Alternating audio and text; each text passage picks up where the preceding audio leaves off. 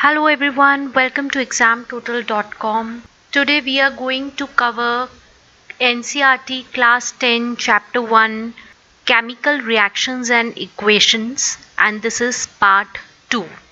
हमने last part 1 में regarding chemical reactions देखा था एंड इक्वेशंस कैसे बनती हैं, बैलेंसिंग ऑफ केमिकल इक्वेशन भी हमने उसमें सीखा था. In this part 2, we will see that there are various types of chemical reactions. Chemical reaction में होता क्या है, बहुत important है ये जानना कि exactly chemical reaction है क्या. ऐसा नहीं होता कि chemical reaction कोई जादू है कि एक atom है वो दूसरे atom में convert हो गया. An atom of one element do not change into those of another element. ना ही ऐसा होता है कि कोई atom present था आपके reactant में. Reactant क्या होते हैं, प्रोडक्ट क्या होते हैं, ये सब हमने पार्ट 1 में कवर किया था. Please see that video. पूरे ये बेसिक जो है वो उसमें कवर किया है.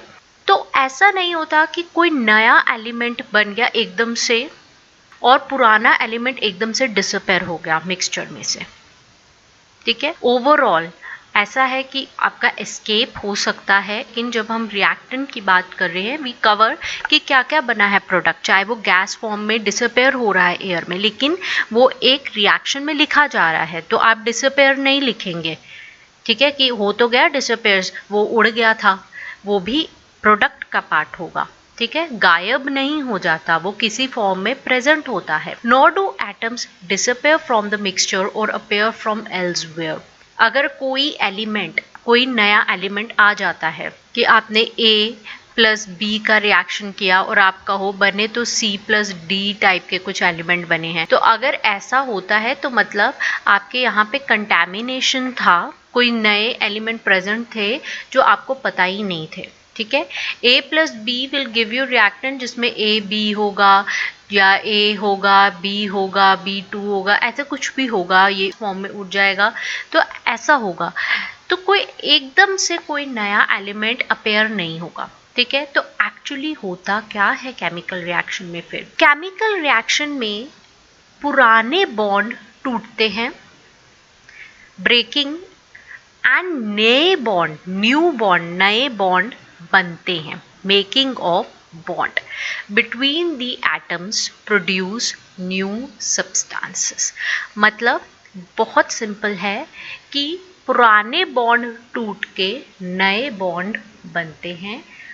इस तरह से एक एलिमेंट जो है आपके रिएक्टेंट में वो डिफरेंट वे से कंबाइन होके कोई नया सब्सटेंस बनाता है.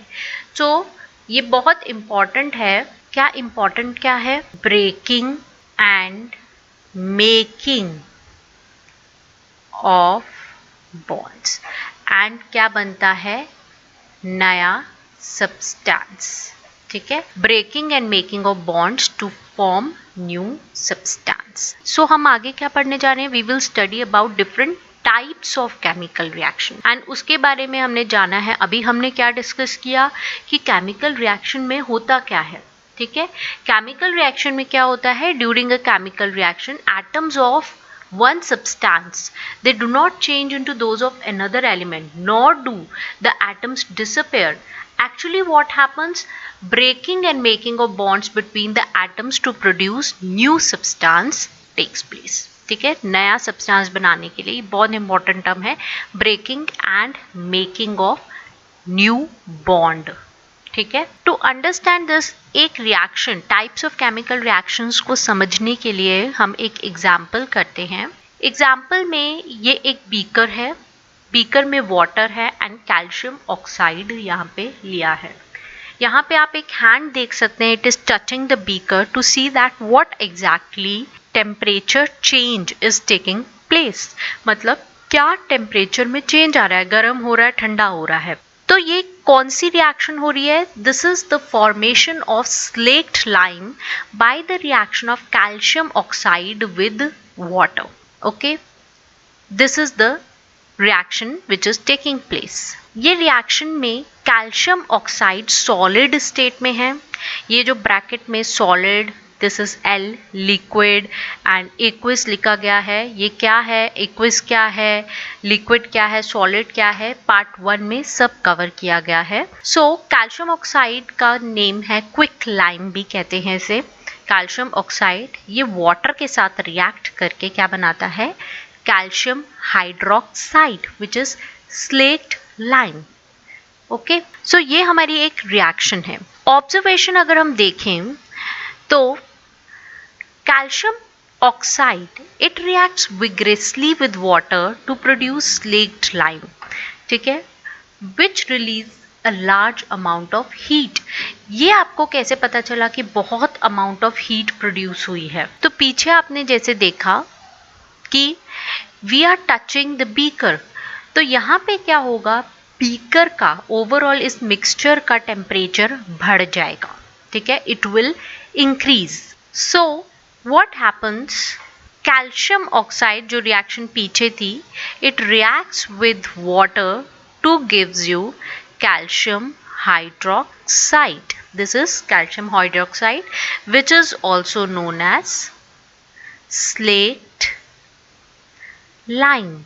Calcium oxide and water it combines to form a single product calcium hydroxide. अब यहाँ पे आप एक चीज देखो, there are two reactants, ठीक है। reactant क्या होते हैं, आई रिपीट, जो आपस में रिएक्ट करते हैं। Calcium oxide is reacting with water, so there are two reactant, दो रिएक्टेंट है, 1 and 2, कैल्शियम ऑक्साइड, दूसरा है वाटर। दो रिएक्टेंट करके एक नया सब्सटेंस कौन सा बन रहा है, कैल्शियम हाइड्रोक्साइड। तो two reactants they are forming one new substance, isn't it? ये देखने की बात है, ये इंपॉर्टेंट पॉइंट है कि single product is form calcium hydroxide by reaction of calcium oxide and water. ऐसी रिएक्शन जिसमें एक ही प्रोडक्ट बनता है दो और मोर रिएक्टेंट की कॉम्बिनेशन से, उसको हम क्या कहते हैं, कॉम्बिनेशन रिएक्शन। ओके, सो यहाँ पे हमने एक टाइप ऑफ रिएक्शन की बात कर ली, हमने समझा कि कौन सा टाइप, हमने समझा वन टाइप ऑफ रिएक्शन जिसको हम कहते हैं combination reaction. So I am repeating, combination reaction क्या होता है, ऐसा reaction in which a single product is formed from two or more reactant is known as combination reaction. तो यहाँ पे दो reactant थे जो कि एक ही इन्होंने new substance बनाया। What is the application of combination reaction? अब इसका application क्या है, डे टू डे लाइफ में क्या इंपॉर्टेंस है? जैसे कि जो स्लेक्ट लाइम बना है कैल्शियम हाइड्रोक्साइड, ये व्हाइट वॉशिंग वॉल्स में, जो व्हाइट वॉश की जाती है वॉल्स में, यहाँ पे काम आता है, ठीक है। होता क्या है कि कैल्शियम हाइड्रोक्साइड बहुत स्लो में प्रेजेंट होता है। आप कैल्शियम हाइड्रोक्साइड का लेयर वॉल पे बना देते हैं, उसके बाद ये कार्बन डाइऑक्साइड के साथ रिएक्ट करके एक थिन लेयर बनाता है कैल्शियम कार्बोनेट की वॉल्स पे, तो कि व्हाइट वॉशिंग में अप्लाई होता है। जो हम व्हाइट वॉश करते हैं वो यही होता है, डे टू डे लाइफ का ये एग्जाम्पल है। जो व्हाइट वॉश है, व्हाइट कलर कैल्शियम कार्बोनेट का है। ओके, वो कहाँ से आया, वो रिएक्शन हुआ था कैल्शियम कार्बोनेट का, जो कि 2-3 दिन बाद बनता है। जब आप व्हाइट वॉश एक लेयर वॉल पे ब्रश से लगा देते हैं, एक शाइनी सा फिनिश 2-3 दिन बाद आता है, क्योंकि एक रिएक्शन होता है जिसमें कैल्शियम हाइड्रोक्साइड कंबाइन करता है to gives you calcium carbonate and water. Okay, chemical formula marble का भी कैल्शियम कार्बोनेट होता है, मार्बल का। सो this was the simple example. Calcium oxide water में मिक्स करके कैल्शियम हाइड्रोक्साइड बनाता है, जिसका लेयर वॉल पे लग जाता है। अब वाटर में कैल्शियम ऑक्साइड मिक्स करते हैं, बकेट में कैल्शियम हाइड्रोक्साइड बनता है, जिसका लेयर वॉल पे लग जाता है, लगाया जाता है। मिक्सचर को ही कैल्शियम ऑक्साइड वाटर के मिक्सचर को लगाया जाता है, क्योंकि कैल्शियम हाइड्रोक्साइड बन जाता है। रिएक्शन से आप देखेंगे वार्म होती है जब पेंट किया जाता है, जब व्हाइट वॉश किया जाता है वॉल्स पे, तो वो वार्म होता है, बिकॉज वो कॉम्बिनेशन रिएक्शन हो रहा होता है। एंड ये एयर में जो कार्बन डाइऑक्साइड उसके साथ रिएक्ट करके कैल्शियम कार्बोनेट बना देता है, जो कि व्हाइट होता है। So when 2 or more substances, elements or compound, they combine to form a single product, the reaction is known as combination reaction. ये हमने समझा one type of reaction. और examples अगर हम देखें combination reaction के, जैसे कि burning of coal. Carbon, it burns with oxygen, burns in the presence of oxygen to give you carbon dioxide. दो reactant थे और single product मिला है, ठीक है. It is burning of coal. Next is formation of water from hydrogen and oxygen. Here this 2 is here in subscript. So hydrogen combines with oxygen to gives you water. So single product is formed. This is combination of reaction. अब आपने देखा था पीछे कि ये जो reaction है, हम बीकर को जब टच करते हैं तो हमने कहा हीट प्रोड्यूस होती है, ठीक है, यानी कि इस रिएक्शन में हीट प्रोड्यूस हो रही है. सो ऐसे रिएक्शंस को हम क्या कहते हैं? Exothermic reaction. सो एक्सोथर्मिक क्या है? Reactions in which heat is released along with the formation of products, they are called as exothermic chemical reaction. Heat produce हो रही है. अगली एक्टिविटी में आप देखेंगे large amount of heat is evolved and this makes the reaction mixture warm. So a large amount of heat is evolved. This makes the reaction mixture warm. Exothermic reaction के कुछ examples हैं, जैसे कि burning of natural gas. Natural gas क्या होती है? Methane, CH4. It Burns in the presence of oxygen. क्या देती है? Carbon dioxide and water, and heat produce होता है. इसीलिए नेचुरल गैस जो है मीथेन को एज अ फ्यूल यूज किया जाता है. फ्यूल क्या होता है कि बर्न होके जो एनर्जी दे, जो हीट दे, ठीक है. जैसे कार्स में CNG यूज किया जाता है, कंप्रेस्ड नेचुरल गैस, तो वो बर्न होके एनर्जी देती है, ठीक है, हीट देती है, तो इसीलिए एज अ फ्यूल इसे यूज किया जाता है. Next is respiration. जो हम सांस लेते हैं वो भी एक एक्सोथर्मिक रिएक्शन है. अगर हम समझे रेस्पिरेशन को, हमें जीने के लिए, डे टू डे लिविंग के लिए एनर्जी चाहिए, ठीक है. We need energy to stay alive. And हमें ये एनर्जी कहाँ से मिलती है? खाना खाने से, ठीक है. फूड जो हम खाते हैं उससे. आप देखेंगे अगर आप खाना नहीं खाते हो तो आप कहते हो हम एनर्जी लेस हो रहे हैं. जैसे आप खाना खाते हो थोड़ी देर बाद आपको एनर्जी रीगेन होती है. जैसे एनर्जी लेस हो जाते हो तो कहा जाता है कुछ खा लो, इजंट इट. ये कहा जाता है कि कुछ खा के देखो, ये खा लो, वो खा लो, थोड़ी सी एनर्जी मिलेगी. तो क्या मतलब है कि खाना खाने से एनर्जी मिलती है. होता क्या है कि जब हम खाना खाते हैं वो खाना डाइजेस्ट होता है हमारे बॉडी के अंदर, एंड इस डाइजेशन के टाइम पे food is broken down into simpler substances. मतलब एक केमिकल रिएक्शन होता है फूड में, it is broken down into simpler substances, यानी कि breaking off bond. You can see here ये कुछ खाने वाली चीजें आप देख सकते हैं. They are biscuits, bread, potato chips, grains, pasta, ये सब कार्बोहाइड्रेट कंटेनिंग सब्सटेंसेस हैं. क्या होता है कि ये कार्बोहाइड्रेट कंटेनिंग सब्सटेंसेस जब हम खाते हैं हमारी बॉडी में, they are broken down to form glucose. Glucose का केमिकल फॉर्मूला भी हम देखेंगे. ये ग्लूकोज बॉडी में कार्बोहाइड्रेट, ये ग्लूकोज बॉडी में कंबाइन होता है ऑक्सीजन के साथ सेल्स में हमारी बॉडी में, and it provides energy. So overall reaction क्या हुआ?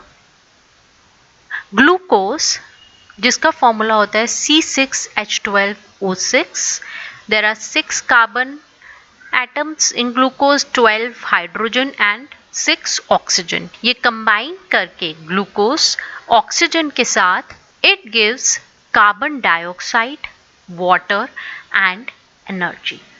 ओके, सो ओवरऑल क्या हुआ? अगर हम समझें, देयर इज फूड, हम फूड खाते हैं.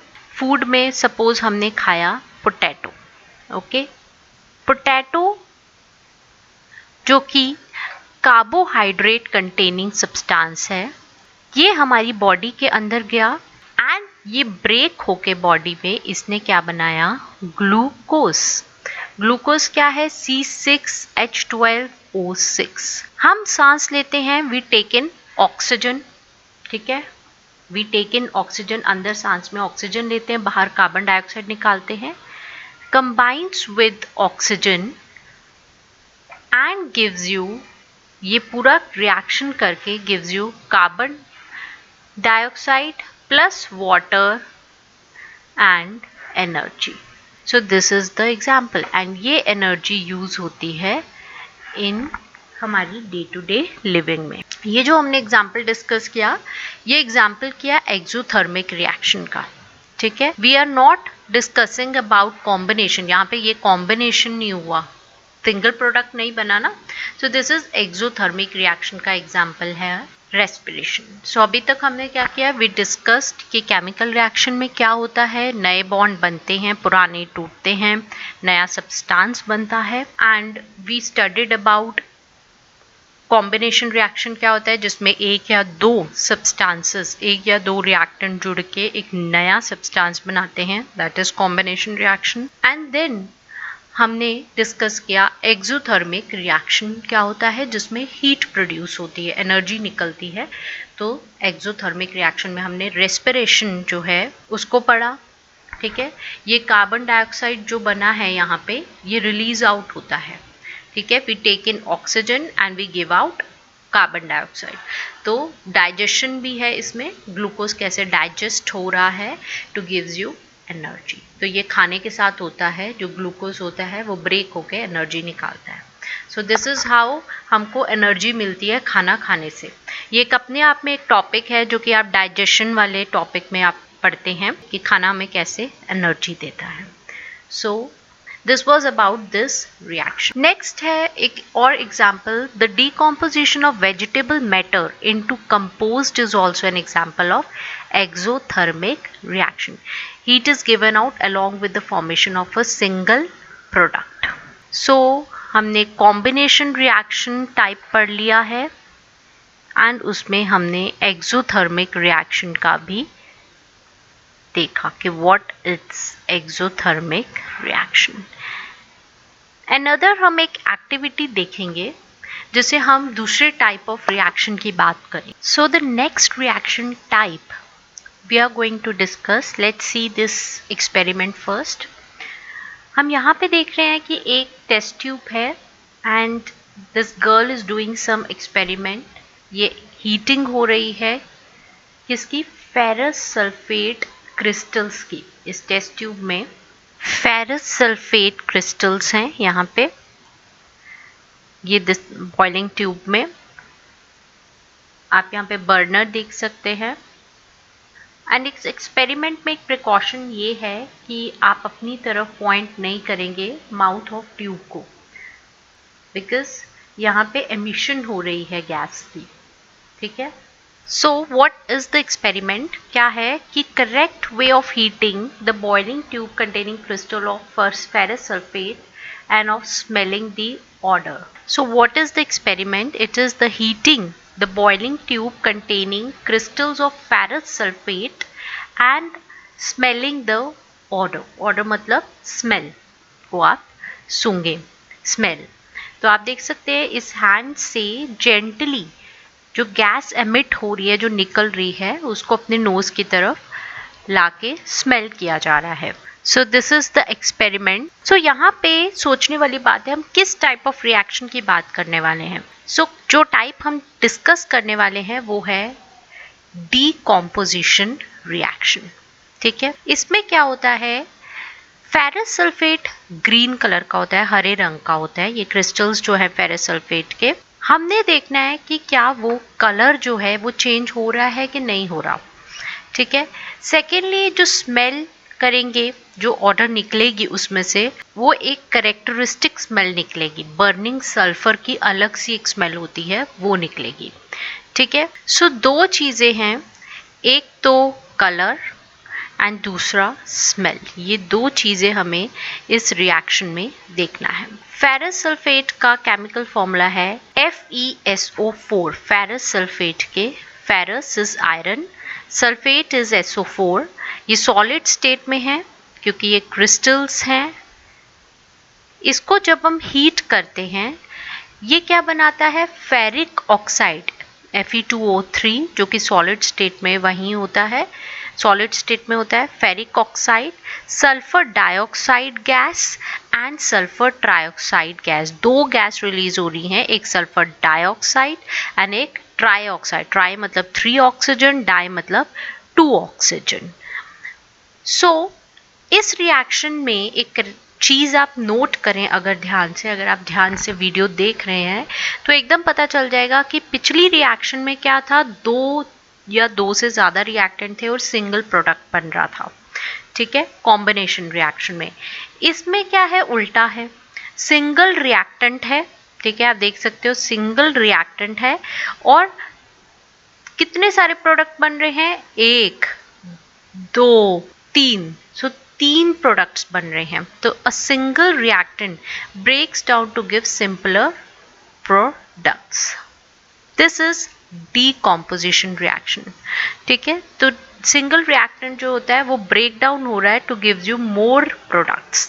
सो फेरस सल्फेट क्रिस्टल्स, जिसका फॉर्मूला है फेरस सल्फेट डॉट 7 वाटर।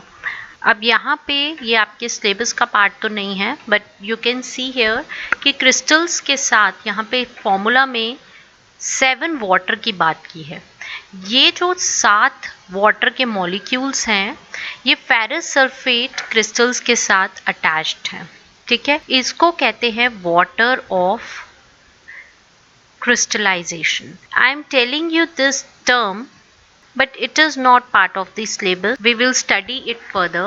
ये attached होते हैं crystal molecules के साथ, ये attached होते हैं जैसे ferrous sulfate के crystals के साथ and it maintain the crystal shape. Okay? And आप इन water molecules को sufficient heat अगर आप provide करोगे crystal को तो ये remove हो जाते हैं, ठीक है। It is the part of the structure of crystal. crystal के structure को maintain करने में ये help करते हैं। तो फेरस सल्फेट क्रिस्टल जब आपने हीट प्रोवाइड किया तो ये वाटर को लूज कर देंगे एंड उससे क्या होगा कि जब ये वाटर ऑफ क्रिस्टलाइजेशन निकल जाते हैं, जैसे कि बताया कि क्रिस्टल में कुछ चेंजेस आते हैं, जैसे जब ये वाटर निकल जाता है तो जो कलर होगा क्रिस्टल का वो चेंज हो जाता है। What change takes place after the removal of this water of crystallisation, colour change हो जाता है। क्या चेंज होता है, कलर चेंज हो जाता है।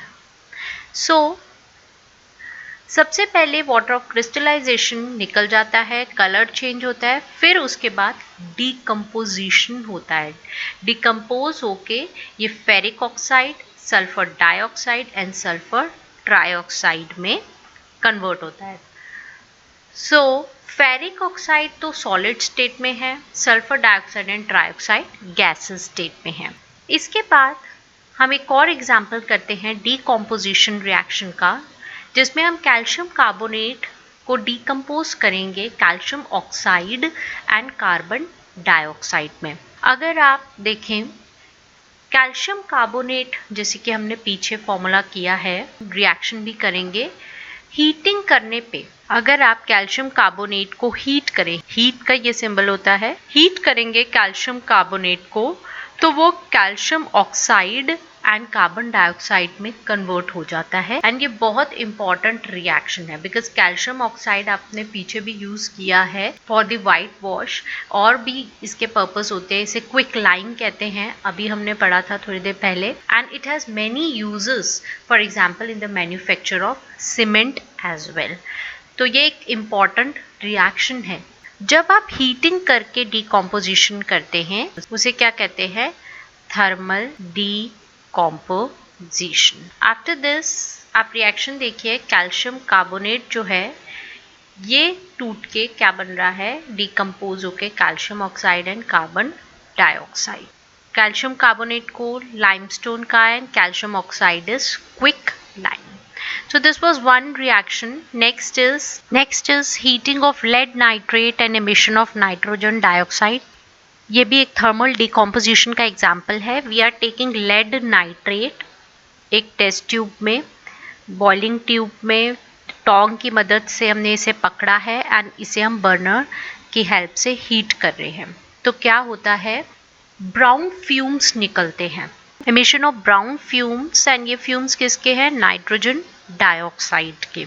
जो रिएक्शन होती है वो है lead nitrate, this is the formula, chemical formula lead Pb। आपने पीछे फॉर्मूलाज किए हैं, सब एलिमेंट्स के सिंबल्स के बारे में पढ़ा है, उसे रिवाइज कीजिए पिछली वीडियोस से। लेड नाइट्रेट सॉलिड स्टेट में है, जब हम इसे हीट करते हैं तो क्या बनता है? Lead oxide and nitrogen gas is released out and oxygen is released out. Nitrogen dioxide gas form में है and this is brown in color. Okay, lead nitrate gives you on heating lead oxide, nitrogen dioxide and oxygen. ये decompose होता है lead nitrate and lead oxide, nitrogen dioxide and oxygen बना रहा है। Another example हम देखें, that is electrolysis of water. So here is the example, electrolysis of water.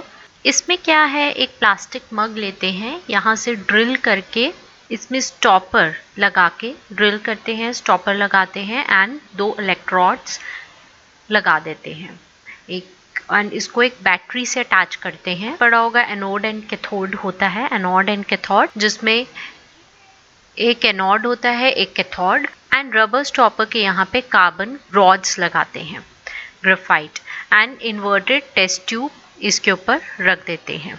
Inverted tubes में हमने वाटर भरा है एंड मग में वाटर है एंड कुछ ड्रॉप्स सल्फ्यूरिक एसिड के हैं। जब हम स्विच ऑन करते हैं बैटरी को, हम देखते हैं बबल्स एमिट होते हैं दोनों टेस्ट ट्यूब में। इन्वर्टेड टेस्ट ट्यूब जो हमने कार्बन रॉड पे रखी है उसमें वाटर फिल करके रखते हैं, मग में भी वाटर है एंड कुछ ड्रॉप सल्फ्यूरिक एसिड के डाल देते हैं। जब हम बैटरी से अटैच करते हैं और इसे स्विच ऑन करते हैं, वील सी कि कुछ बबल्स एमिट होते हैं। एंड ऑब्जर्वेशन क्या है, हमें कैसे पता चला इलेक्ट्रोलिसिस ऑफ वाटर है, एंड ये बबल्स डिस्प्लेस कर देंगे वाटर को, ठीक है। वाटर धीरे धीरे कम होके पूरा स्पेस बबल्स से भर जाता है।